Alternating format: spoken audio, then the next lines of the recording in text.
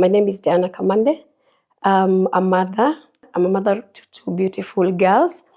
And I found myself into widowhood in 2013. Widowhood is not a choice. It's not a career. You just find yourself. Nobody goes to school to learn about it. Actually, it's something I had never thought about. And I think no man, no woman ever thinks about it. It's something that we've normalized, even when people are having their vows in church and says, until death do us part. But I think it's just mere words when people are speaking about it that way. And you're excited and you say, I take you so and so until death do us part. But when death come in real, like it is now a reality, that's when you come to realize that, oh, people go. It's not something I ever saw that will ever come, and especially with my own experience and how I found myself into it. At the age of 30, it was not something that I would have thought about. So 19th of April 2013, it was about 10 years after getting married to my husband. So this particular day, we were okay, and as we were just having our own discussion, I tell him, remember, we have a wedding in church tomorrow. So kesho, I might do a few things at work and then I will be going to church. He really wanted me to always update him about my next move so that tusiwai gongana mahali. But you see, for me, I was like, my husband is so loving and he really wants to be part of my life and understand where I am. We went for work. I called him at around 3 p.m. and reminded him I'm going to church because we have to do this and these preparations. Caught up the next matatu, rushed to church. We did all the preparations. And the next move rule was not adhered to, because when I was leaving church, I didn't tell him. I was already in a matatu now when he's calling. And he told me, he asked me, "Uko wapi?" Oh, sorry. Because there was this word, P-E-S-T, pest. Please, excuse me, sorry, and thank you. Very nice. You had to start with sorry anytime you had gone against the pest rule. Sorry always came first. So it was, sorry, I forgot to call you. And it was like, okay. Got home very fast. My house help is there. He comes. He was not the guy I was speaking to during the day. I heard a very huge bang on the door, then knocks, continuous. Then I opened the door. No greetings. Now my mind starts running. I was in a train of thoughts. He goes straight to the bedroom. We are taught in seminars, the way to a man's heart is through the stomach, directly to the kitchen. Warmed his food, put in the hot pots, brought to the dining table, went to the bedroom. My children followed me as usual. And I was like, Baba, praise, your food is ready. I've warmed it. And he says, sitaki chakula yako. Then my daughters are concerned and they asked me, Mommy, what's wrong with daddy? As usual, we were taught to hide. I was like, your dad had a really bad day at work today. It seems it was a bad day for him. And I really did the cover up that we are used to do as women. So the kids were also tired and they're also excited about tomorrow. They're flower girls. So he comes out of the bedroom. He takes a key that was hung just behind there. And at this time, my house help is very alert. And she tells me, Mama Praise, Baba Praise amechukua hiyo funguo na zenye zilikuwa kwa meza. Like he has taken all the keys, including the spare key. So he leaves a little bit, stay with my children. They're tired. We pray. They go to bed. And I also went to bed. And I slept like a baby. I don't know, it was after an hour or two because I was deep asleep. Then the guy comes in. My name is Jane Jamwa. I'm a mother of 2 grown-up sons. Now, of course, I am a widow. And as at now, I am 63 years. Before my husband passed on, he had been unwell for a long time. When he was diagnosed with cancer, that was in 2012, there was a lot of caregiving on my part, especially the time when he was out of hospital, because you'd find now He's not able to do anything for himself. Mentally, I had to now just accept that this is not good. Because in fact, I remember the very last day I went to see him in hospital, I had promised to go and see him the next day. And interestingly, that very day, he didn't want me to leave.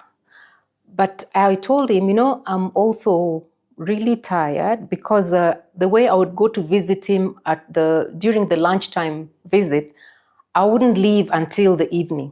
Then, of course, because I'd also woken up very early in the morning going to work, and I had to be ready the next day again for work. So it was just a cycle. It was tiring. The first thing that woke me up, because I felt something that was warm on my face and very painful. I was like, hey, kwani hawa wezi wamejua tu my husband ayuko. The trust I had for him, the love I had for him, nothing would have been him. Then I decided, no, the pain was too much, and I decided, hey, let me reach out to the bed switch, negotiate with these thieves and tell them where we have the money in the house, because there was some money in the house, and also they can carry the electronics in this room. Mimi waniache, we will look for more things. Hey, putting on the bed switch, it was my husband holding a Maasai sword that had blood already on it. And I was like, why are you doing this to me? I sit down, and he cut me on the forehead. Actually, this one went directly to the bone. It was this open, you could see the bone. And I'm like, what have I done? And it kept on telling me, we are dying, all of us in this house. I am killing you, kill the children, and then kill myself. It was at that point that he cut me for 21 good times. I decided to hide under the bed. My house girl at this time, luckily, looked for a way to get out. So she steps out, she calls for help, and nobody showed up. So the only people that came very fast using a motorbike was my sister and my brother-in-law, my sister and the husband. At this point now that my sister and the husband have been called, I hid under the bed. He thought I was dead. It is at this point now he makes 3 phone calls. First phone call, he makes to my mother-in-law. I have killed your daughter-in-law. I am killing the children, kill myself, prepare for graves. That he was passing information right on time and going to the next person. Second phone call was to his employer, get another employee. I have killed my wife, I'm killing my children, then kill myself. Third phone call. He used to call my dad Mzee. That's how I realized it was my dad. Hey Mzee, nimeua msichana wako. Nataka niue wajukuu kisha nijiue. Mama yangu anatayarisha kaburi 4. Wewe tayarisha jeneza 4. So I texted a few people telling them I am safe but badly injured and I am under the bed, so that if they could have managed to get in, they knew where they could have gotten me from. He opens the bedroom door, and the next stop is in the kitchen and picks up a kitchen knife. And this is where now the pain of a mother came in, because my firstborn daughter prays, shouts, and says, "Uwi daddy usituue." That's the time I came from my hiding place, full of blood. My night dress has turned the color, and I went to my daughter's room, and I found he had already laid praise facing up, ready to stab him. When he sees me, he points me with the knife, and he asks me, "Yani wewe haujakufa bado?" The hands are shaking, and the knife falls down. At this point now, my sister and my brother-in-law gets into the bedroom. So at this point now, my sister-in-law and my brother-in-law tells me, "Jishikilie ukuta utufuate." My brother-in-law has carried praise my firstborn daughter, my sister, with her all her weaknesses and the situation she was in. She carried the younger one, and I tried to get out. And as I tried to get out, he got hold back of me using the night dress and pulled me and told me, "Ulikuwa unajifanya umekufa." Then he pushes me as he's speaking. So he's holding me as he's speaking the sword. Me, I was meant to die by the sword. And it was at that moment that he tried to cut my neck. If you see this part of my hand, I was trying to defend myself. It was at that time. I don't have a bone here.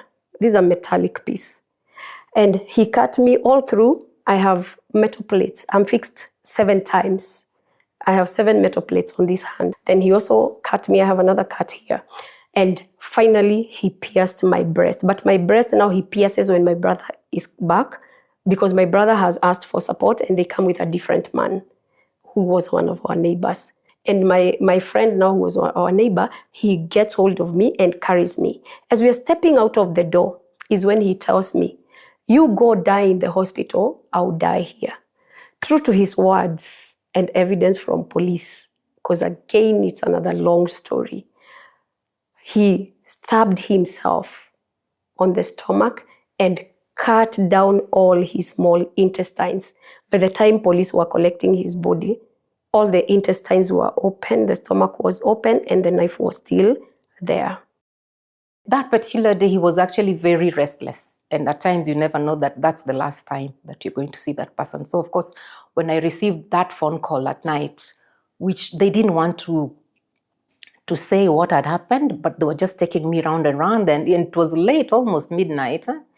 They even asked me, are you able to come to the hospital? So I just asked them, I want you to just let me know, is my patient there? Is he there? Oh, no, wait, we're calling you back. So in my mind, I just knew he's already gone. Then they called again, and they still asked me the same question. And I said, it's night time, and it was even raining, I remember. I said, I'm alone now.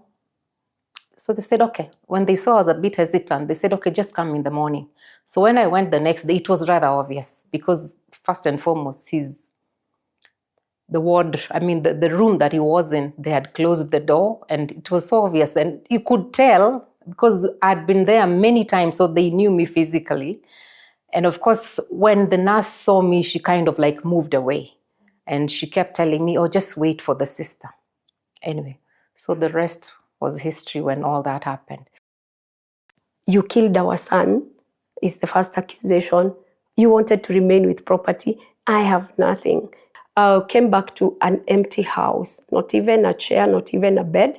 I came back to only a broom in the bathroom. Everything had been taken away by my in-laws. And remember, that involves even the documentation.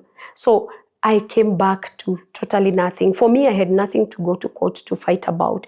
There was, but this is what I keep telling people in marriage setup.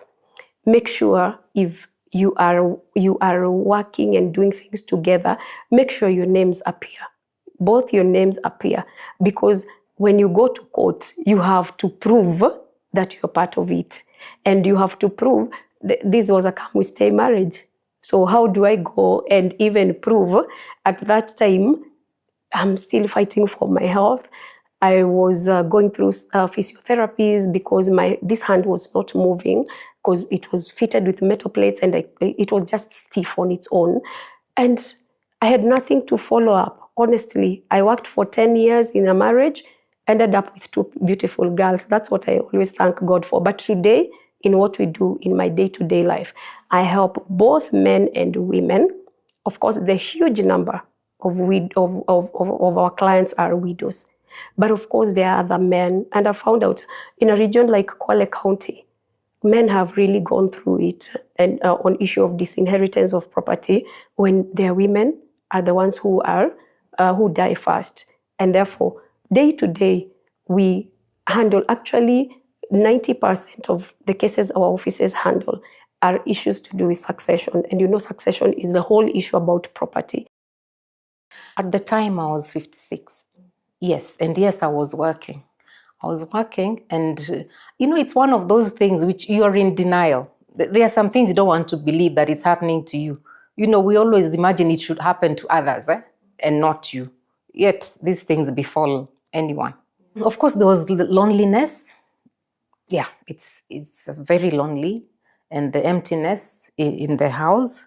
The fact that, you see, already we were empty nesters. And with no one to talk to, I just wish I could have had him. I wish he was still there. Yeah. Because, you see, it's such a final thing, and you cannot reverse it. Yeah. And even at some point, okay, this person is not there, but you sometimes forget. So at times when I'm in the house, I would remember something.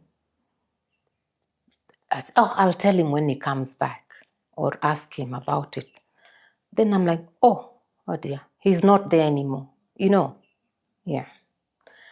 And how sometimes you feel you had unfinished business. Yeah. Because obviously we all know life cuts you short. Yeah. Nobody ever completes what they plan to do. Yeah. Then I just realized, okay, I'm alone. So let me do this myself. There's some strength which you just say maybe is divine, because really nobody teaches you. Like you say, we were not taught. It comes, it is just spontaneous. It's spontaneous. You could be, let's say the visitors are here. I'll be with them, I'm so strong. Then when I go to my closet, you wipe away a few tears, isn't it? And come back looking like all is well. All is well. Much as you can see, they care for you, because they'll even like, haven't you had anything to eat, to drink? Say, no, I'm fine. I'm fine, And it's just strength that we don't know where it comes from. Yes. So when it comes to ownership and property, I have learned that it is very, very important to invest as a person. If you can be able to invest individually, it will have no battles in future. And also you have to be very careful of the people that you put as next of kin. But if you're in a marital setup, if you're married, then if you're investing together, don't assume and don't say, let's invest in one person's name. Mostly women will say, let's invest in my husband's name. But if you're investing in that single name, once that person leaves, that was his property. There is no proof to show that you invested together, because it's an individual's property. So what I have learned, and I encourage people, matrimonial property is property that you got within marriage. So when your marriage was alive and active, you invested together, then ensure that your name is there. Because you find women have been married for 50, 60 years. Then when the husband dies is when they even realize the property was in husband's name and the next of kin was the mother-in-law or the brother-in-law. So who is the rightful owner of that property? Immediately this person is deceased. You find this property goes to the next of kin. We still do the same, not just tangible property, even money in the bank. Who is the next of kin in the bank? And this is a conversation that as Kenyans, we are not talking about, but you visit other countries, you find it's a very honest, open conversation.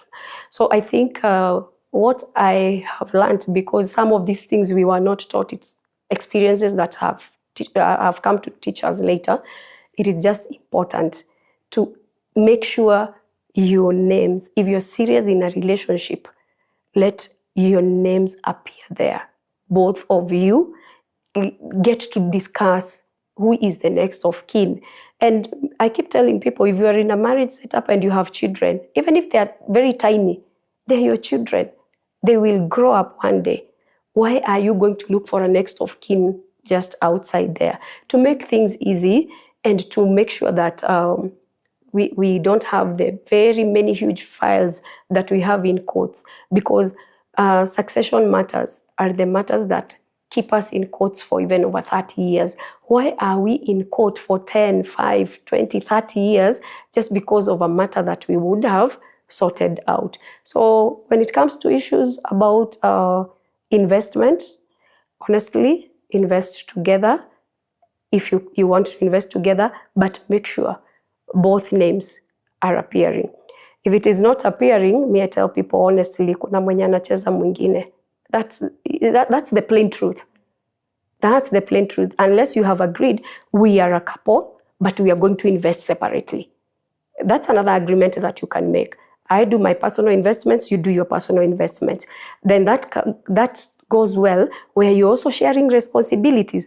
Otherwise, there is somebody who will be just handling the responsibilities and will never invest, because the other person is very keen about investment.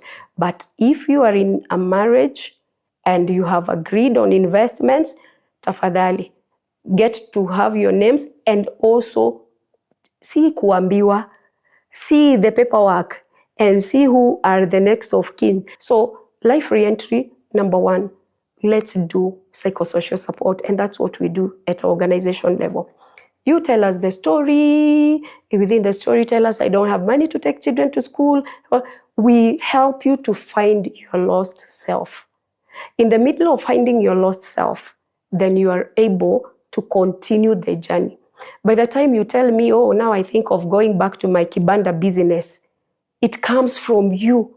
It comes from healed you or healing you that has now started to understand, I should now start doing this. If you start by giving a grieving person money to go and do business, they'll be closing that business to go back to the house to cry. And you can do nothing about that. So this is what has been missing in the organization space. This is what has been missing. And that's why I was really excited about what you are doing, that I was not taught, because nobody teaches you how to grieve.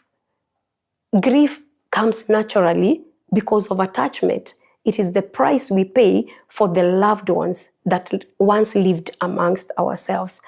And nobody will tell you, or nobody will teach you, when it comes, do this.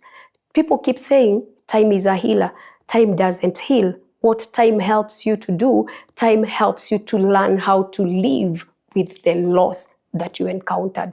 And when you learn how to live with the loss, then people say, hey, time has healed. No, you don't heal. I lost my mother 2 years ago. In 2 months, it will be 2 years. And let me tell you, every time I think about her, I remember her. When I think of good memories, sometimes I find myself tearing. Why? She is a loved one. And not just a loved one. I came from her. I am a piece of her. So time will never heal me at all, that she is no longer existing amongst us. So what is missing and has been missing is the organizations, the government, understanding loss and grief as part of us in the society. It is a daily thing, not even a daily, it could be even an every minute or hourly, depending on how much people die. So it is a whole thing and a whole conversation that nobody should ever, you wink your eye to the issue of loss and grief. It's important to have knowledge of what you as a family own, no matter how small. And to also just make sure that your documentation is accessible, because an eventuality is always just waiting to happen.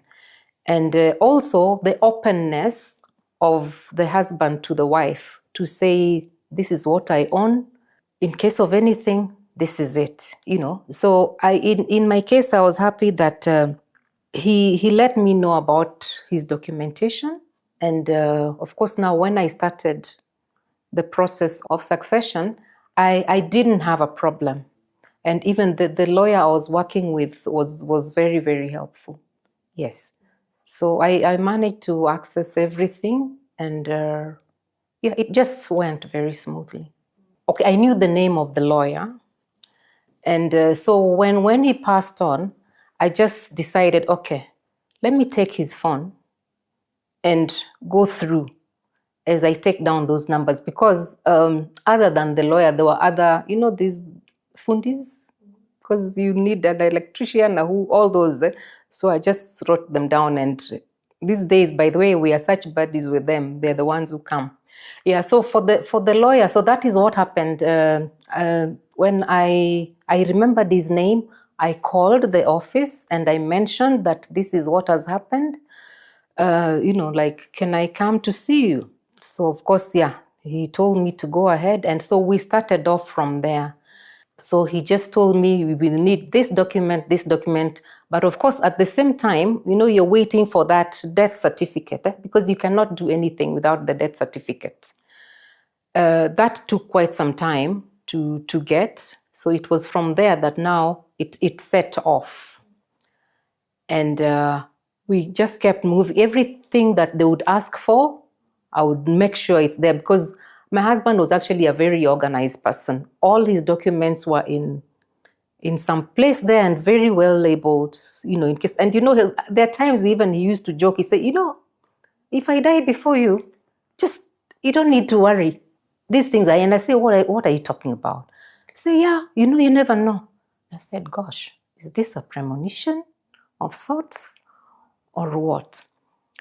So that helped me. In fact, every time I would be asked for a certain document and I would be like, okay, let me just check through. And I would say, wow, thank you. It's here. When I first got, of course, as the administrator of the estate, when I first got the letters of administration, I was actually very excited. And of course, because this is, you don't know what else is waiting for you to, because with that also, it's not enough. You can't access anything, asset. So he told me, okay, this is like phase 1.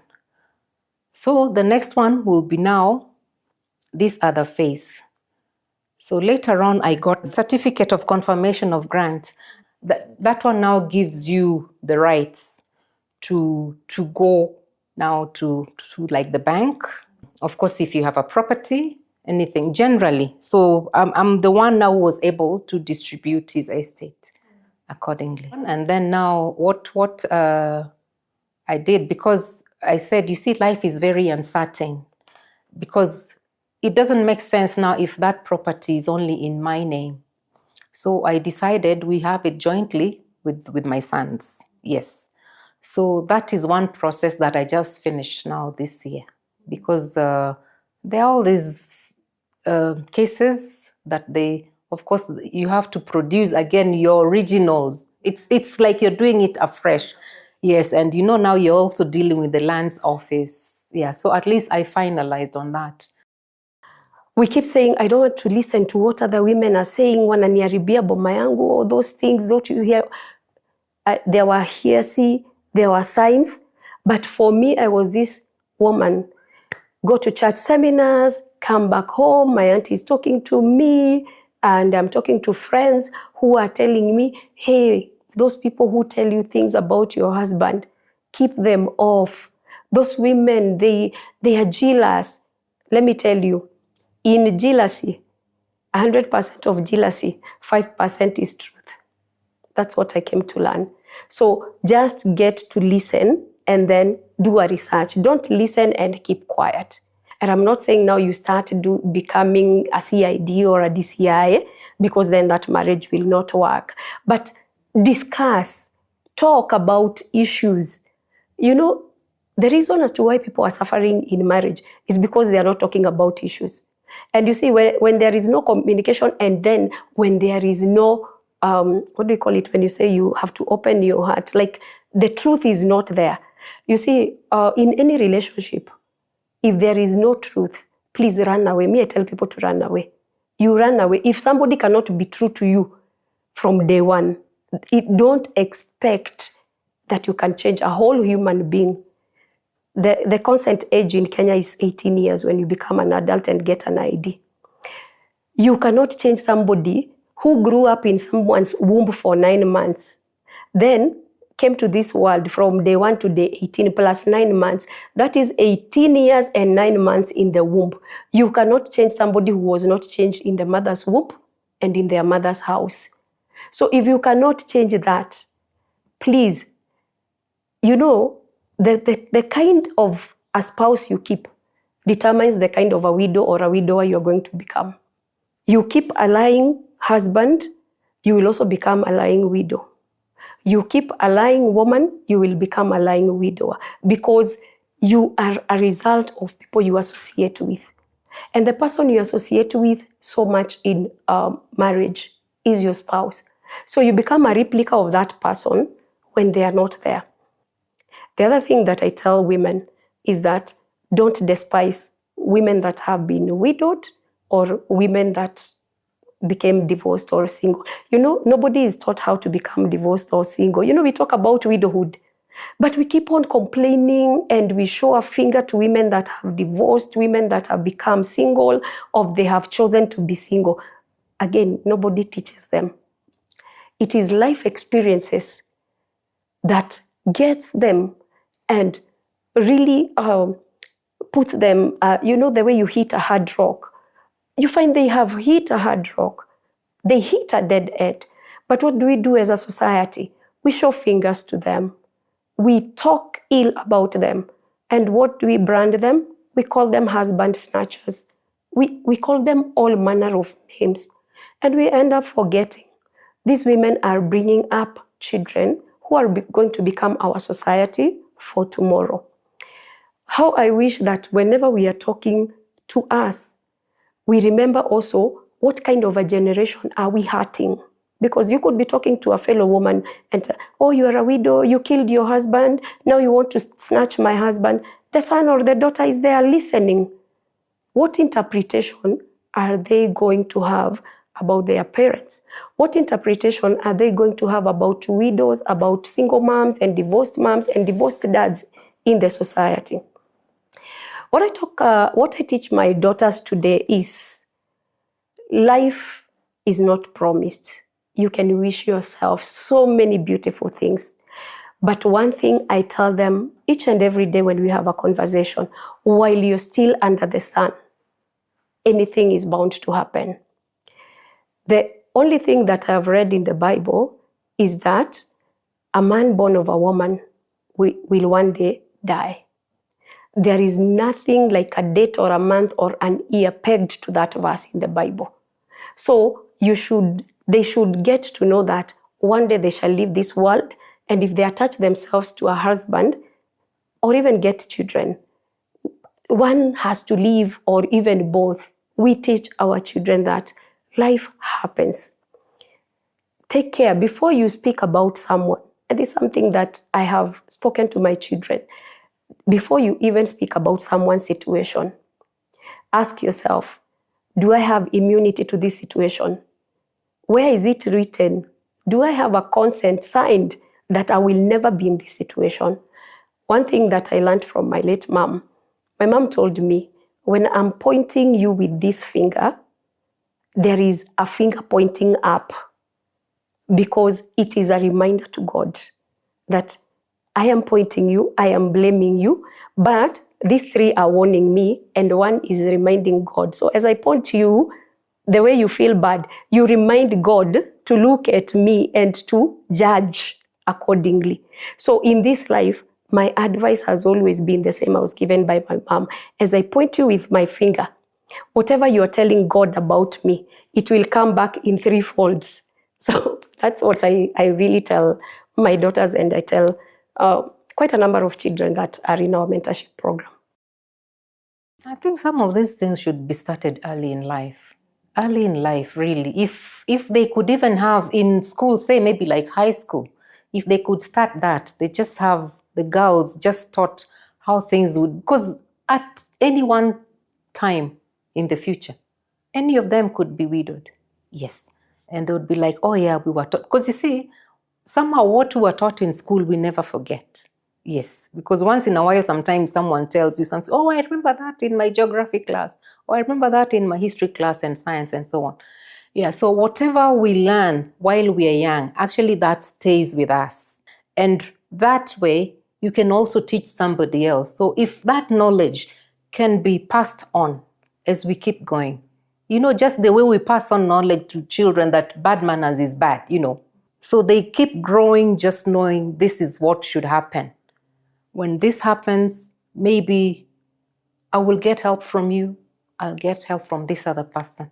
Yeah, we should always look forward to maybe an older lady to hold our hand and guide us.